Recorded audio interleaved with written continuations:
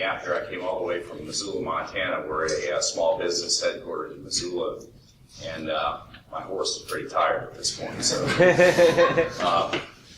so what's the problem here? The problem, as Gus Hunt pointed out earlier this morning, is how do you secure your data, not the perimeter, because the perimeter is constantly being attacked, and it's a CEO responsibility. If you look at the target breach and other publicly traded companies, there can be up to an 18% hit market cap, which is a tangible cost of breach.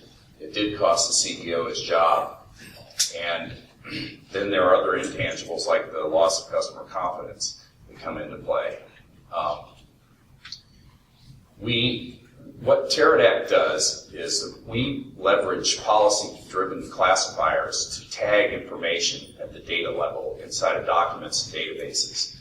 And we then, upon presentation, whether it's a document in a collaborative environment or a final production version of the document, or data that's being pulled from a database, we leverage those classifiers to take out what information the person that's either working on the document or the end user is not allowed to see. We don't simply mask or encrypt that data. We actually redact it, including the corresponding underlying metadata. So we make sure through our patented tools that we're able to get the right information to the right people at the right time. Now, I've heard several companies here that I think would have complementary technology to ours in terms of access management and control at the perimeter. We're about the chewy nougat at the center that Gus Hunt was talking about earlier today. This slide is a visualization of how we can work with big data knowledge bases to make them smarter. We have some embedded semantic search capability, but large companies and small companies are now using external products to identify information of interest, and that can include anything from personally identifiable information to information that's driven by policy. And in some cases, that's difficult. So if you look at the word stock, for example, do you mean stock and bond, or do you mean stock, head, and cattle? Contextually, being able to identify the information of interest is very useful, but oftentimes you're going to get false positives and false negatives. With our tool and our ability to tag those false positives and negatives, we can plow the information back into the knowledge base and continually make it smarter. So our customers, we've got several large financial services companies. We cut our teeth initially in the intelligence community in the Department of Defense.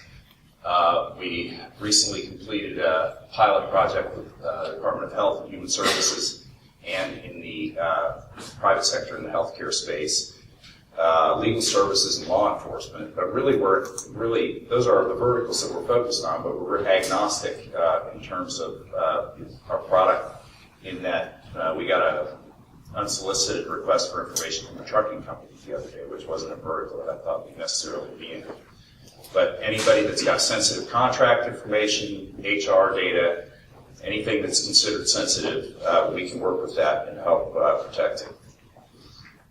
Finally, we've got a world-class group of senior executives on the management team who come from a background, several Microsoft senior folks, distinguished military veterans, and people from the intelligence community that make up the bulk of our management team, as well as our advisory board. We've got the former senior cyber strategist for Microsoft, the former assistant director of the CIA. Gus Hunt is also our CTO from the CIA as our senior cyber strategist. And we've got the principal product planning lead from Microsoft as well. So that is that's the makeup of our team, and we're about 15 folks, and I see a lot of complementary opportunities here, so I'll look forward to speaking to people afterwards. Thank you.